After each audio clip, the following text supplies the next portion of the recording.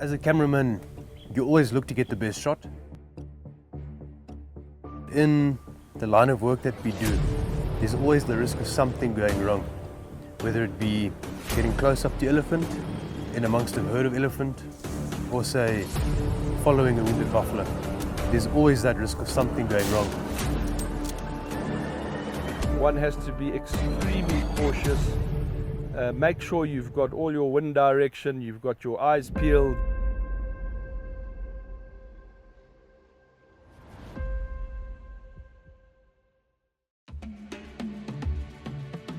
This week I've had the privilege of hunting with two local families, Barry van Heerden and Zane van der Merwe, both professional hunters, and both of them who've grown up in the bush, and at the same time both of them guiding their young sons to shoot their first elephant.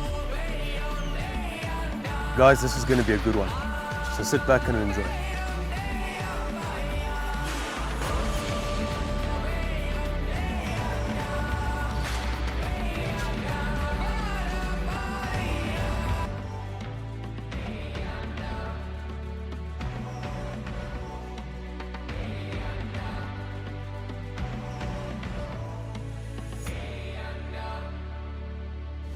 So I think they're going to come out of here. It's gonna come So if it comes straight at you, pick the bird up and cover him and then shoot, but keep swinging.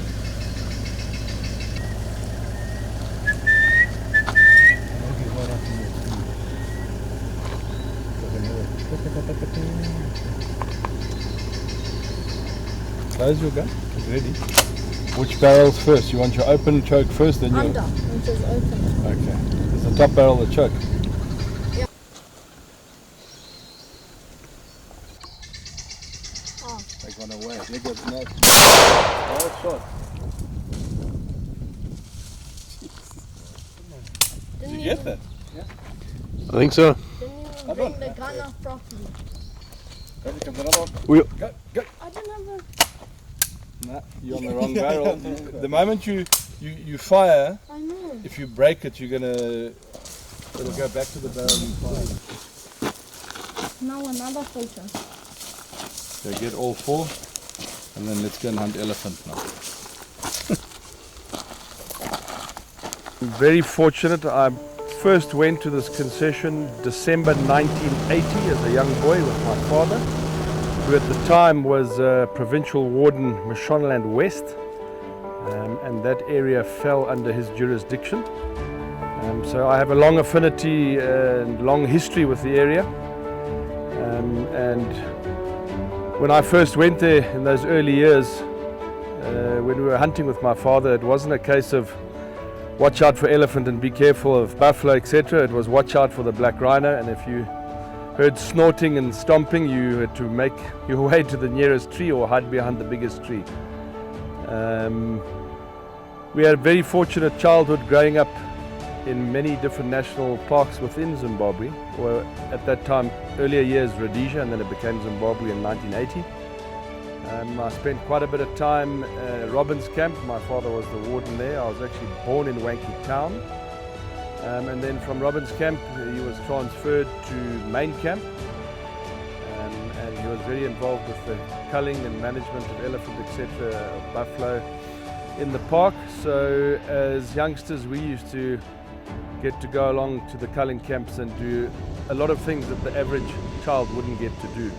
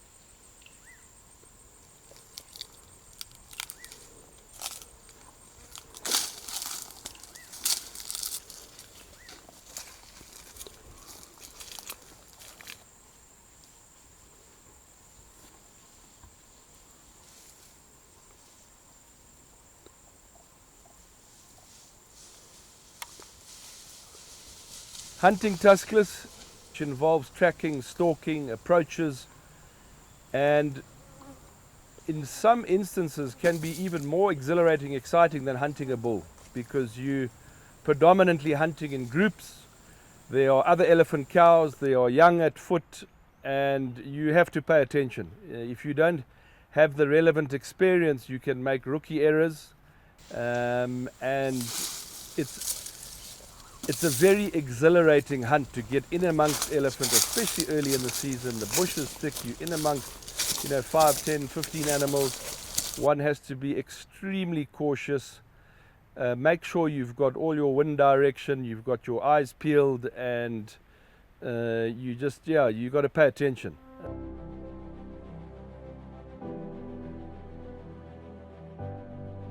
There's always a big debate between the consumptive use of wildlife, which involves safari hunting, managing animal populations, and photographic or non-consumptive use of wildlife. We all have the same aim, and that is to protect the wildlife.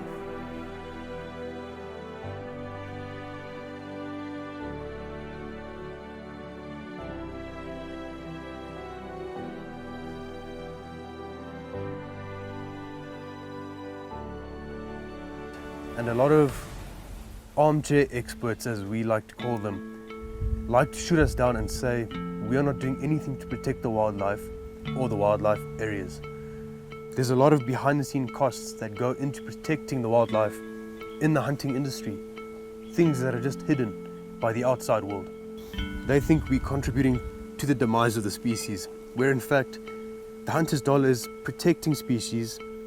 And I'll give you a very good example here. The Savi Valley Conservancy is predominantly hunting, well in excess of 1 million acres. Because of hunting and hunting dollars protecting, they are able to sell live animals that are protected by hunters' dollars, which are now repopulating photographic areas here in the Zambezi Valley. And here's some personal examples of safaris that I've been on. Whenever we come across a snare, we take it down. If ever we see poachers, we chase after them and we try and catch them. If hunters don't move in those areas, then what's going to scare the poachers off?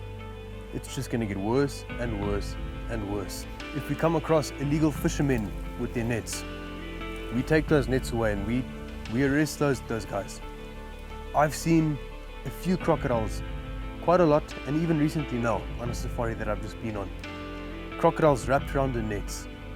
A crocodile that I saw not long ago, he had a net wrapped around his jaw. He obviously tried to catch a fish that was stuck in the net and wrapped him up. That crocodile is going to die. It's going to die. And here's a very sad one as well. We were walking on a floodplain on Lake Kariba, looking for plains of game and just doing a bit of a game drive. We came across a baby elephant, just walking across, and immediately we were all on edge because we didn't know where the mom was. And after looking around a bit, just in the bush there on the edge of the floodplain, we saw movement. So we had a closer look and we saw the mom. And we were wondering, why is she so far away from her baby? And driving around, upon closer inspection, we saw she had an older baby that was stuck in a snare. That baby had been stuck in that snare for days, and the mom wouldn't leave her little one. That little elephant is never going to be the same again. That little elephant is going to die. The baby elephant that we came across is going to die because it's going to wander off, and the mom's not going to leave the other one. This is the sad truth of what poaching does. And if hunters were to stop being active in these areas, things like this will just get worse and worse and worse.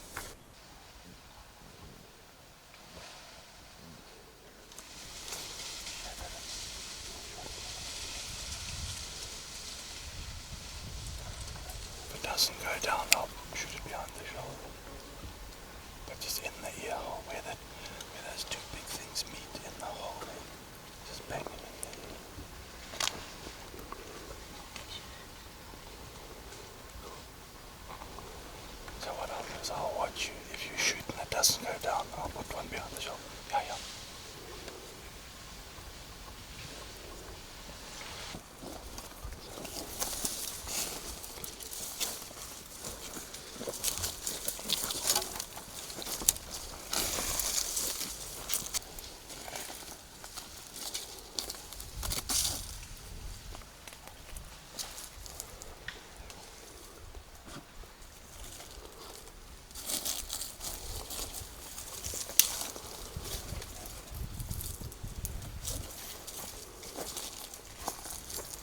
The wind was absolutely perfect, blowing into our faces, and we sort of were hoping to catch them crossing the road, and for some reason some of the animals crossed the road and then they came back. We were in a position where we were now in very close proximity to some cows that came past us, and a young bull came up within sort of 10 yards of us.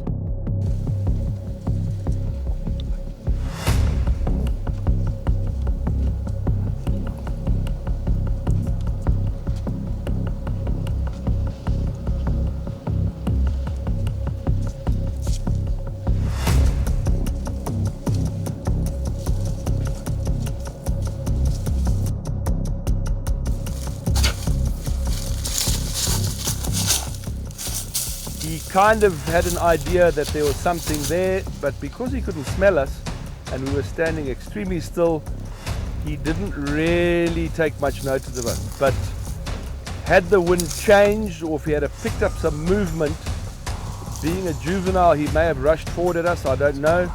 But for a few tense moments there, we were wondering whether we were going to have to maybe sort a problem out or not.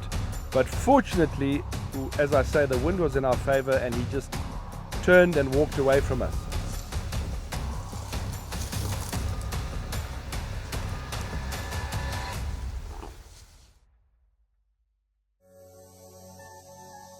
All the experience, everything I know, everything I learned from my father over the years, I then passed on to my son on his first elephant hunt. Oliver shot his first elephant. He was 14 years old, a little bit older than I was. But what a wonderful experience. Floods of memories coming back of when I hunted with my father. One of the highlights was actually hunting with the same double rifle that my old man carried in the game department. I inherited after his death, and I was carrying that weapon when my son shot his first elephant. So very special. And then year after that, this year 2022, my youngest son James was also very fortunate to be able to have the opportunity to hunt a tuskless elephant, which he shot 2 weeks before his 12th birthday. So again, carrying the same double rifle that my father carried when I shot my first elephant, and again, huge flood of memories coming back in.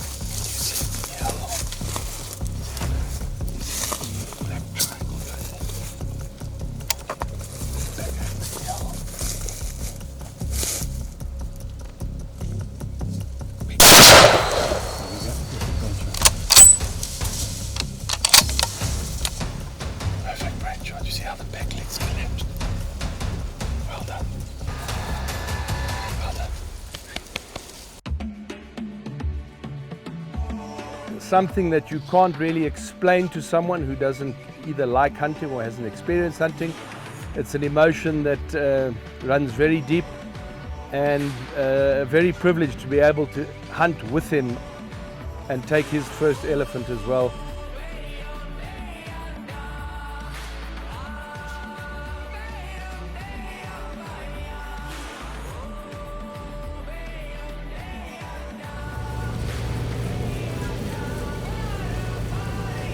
Run, boys, run! I'm running, Denise. Hey, he's tight as shame. It's so separated now. Look at him. He is balling butt.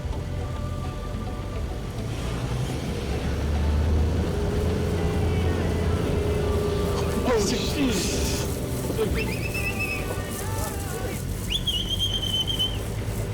I'm running. Attaboy. Look at him. He's falling. Where you going, boy? Oh!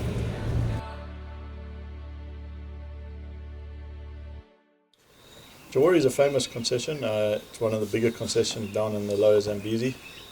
They've got the dinosaur footprints here, and a lot of old-time hunters hunted here. It was one of the first safari areas that opened up after the war, and it's just wild country still.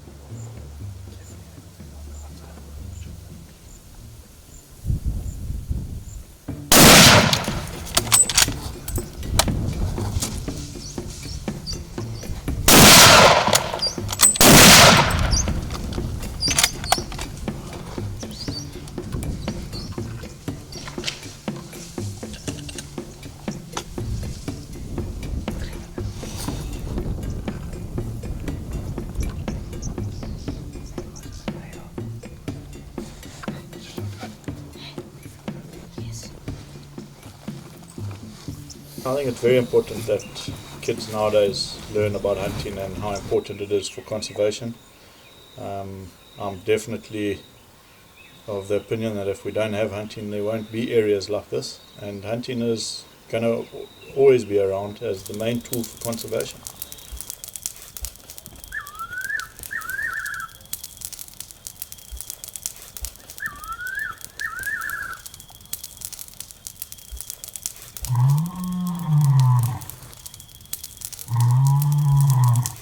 Having your safari filmed, you can play your part in conservation. You don't have to show your videos to the outside world on the internet. It can just be family and friends. But people need to see what hunting actually does for our wildlife.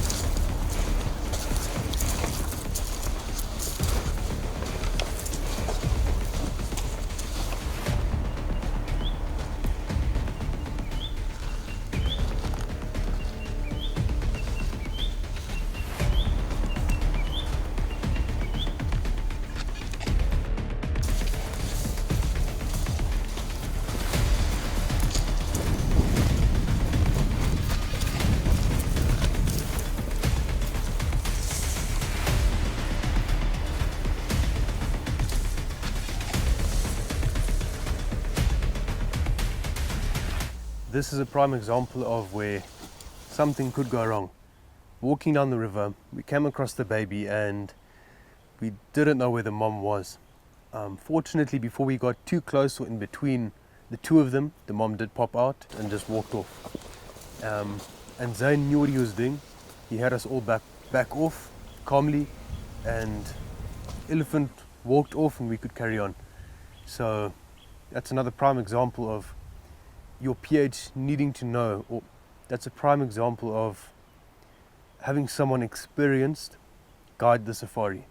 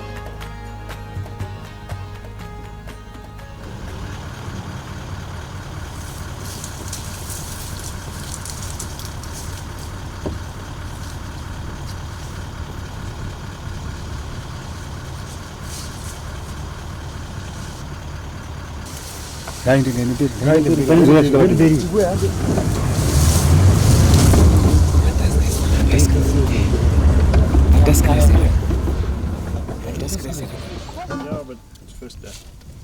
So, that's what we want.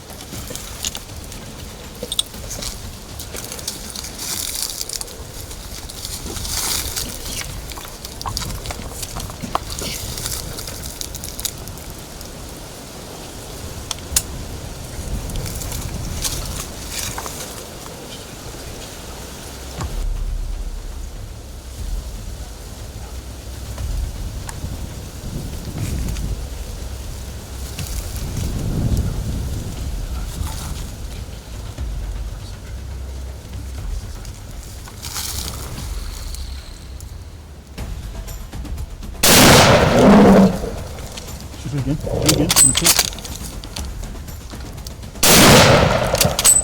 Into the chest. Load up. Load up your mag. Load up your mag.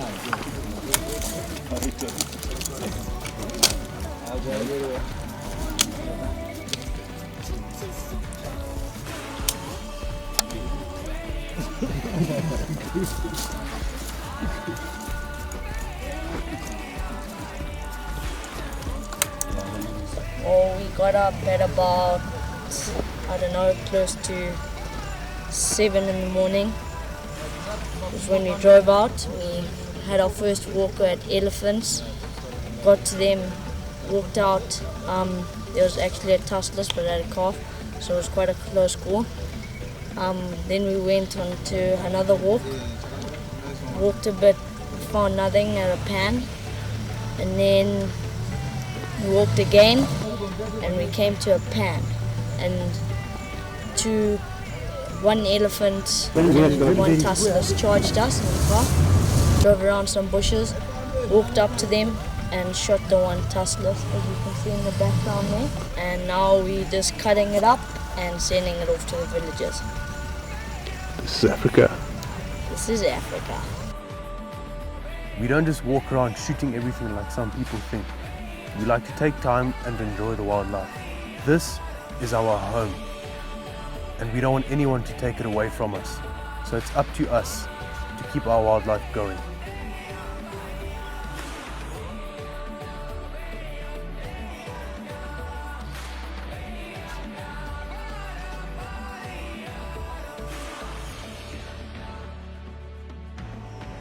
If you'd like to get in touch with me and have your safari filmed and play your part in conservation, my details are in the description. If you'd like to get in touch with Barry van Heerden about hunting the Chewore area, his details are also in the description.